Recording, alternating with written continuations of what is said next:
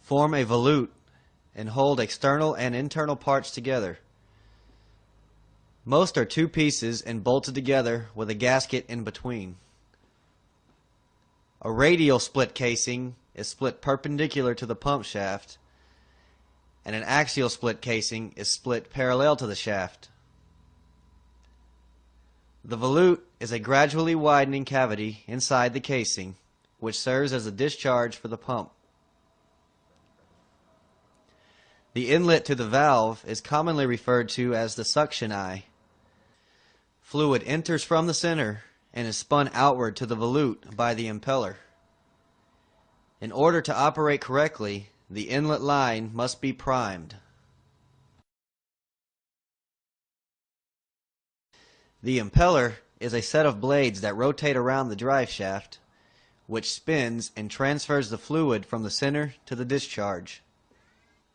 The driver can be either an electric motor or steam turbine. The shaft is what connects the driver to the impeller. The stuffing box and packing gland hold the packing against the shaft and casing. This allows shaft movement through the casing while at the same time preventing leakage from the pump.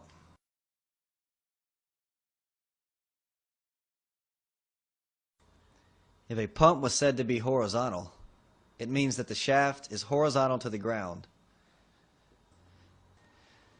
Horizontal seems to be the most common type in industry. However, vertical pumps are more compact, winterize better, and tend to have lower installation costs. The simplest type of centrifugal pump is a single-stage pump. A single stage has only one impeller. In a multi-stage pump, the fluid enters the suction eye of the first stage impeller and is sent into the suction of the second stage impeller. The fluid flow and pressure will continue to increase at each stage until it reaches the discharge. Most centrifugal pumps have just a single inlet. Some applications require a higher volume of pumping. In these circumstances, a pump with more than one suction can be used.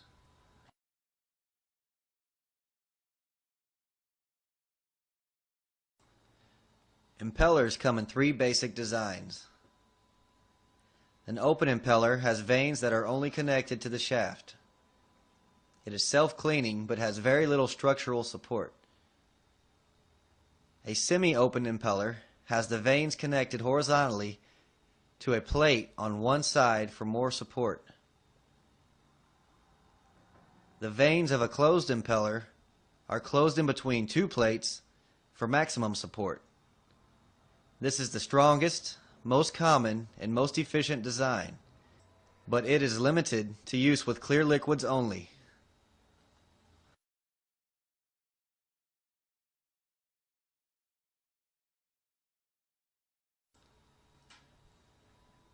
Pressure head is a convenient term used in pumping to describe the pressure required to force liquid into a pump.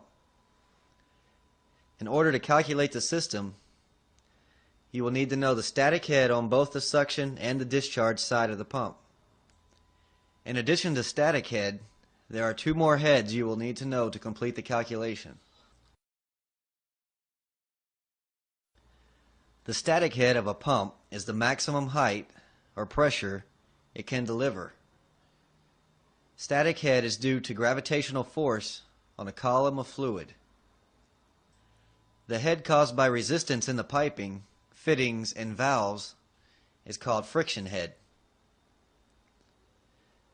Surface pressure head is caused by any pressure that might be acting on the liquid in the tanks, including atmospheric pressure. The total suction head consists of three separate heads.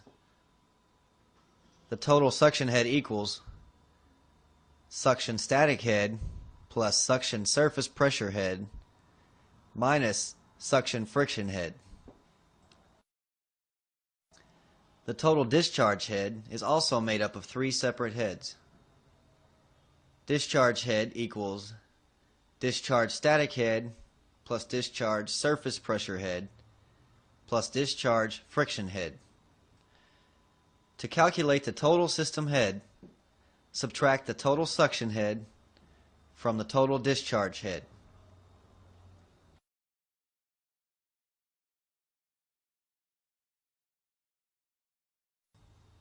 When cavities or air pockets form in the fluid being pumped, it is called cavitation. Cavitation occurs on the suction side of the pump.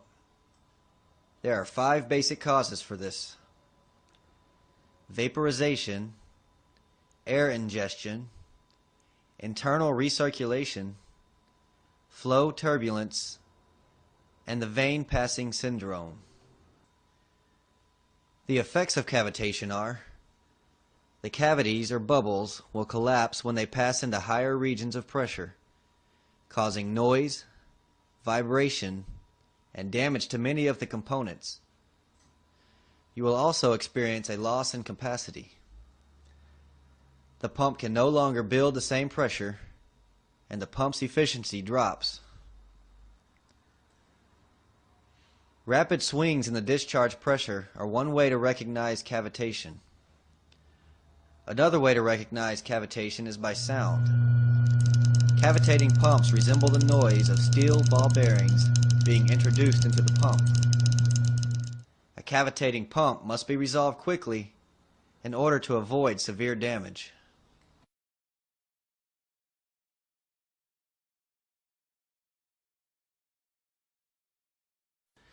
Some advantages to centrifugal pumps are cheaper costs and less maintenance and space are required. Another advantage is that they will work with a constant head pressure over a wide capacity range. The final advantage is the variety of drivers available to use.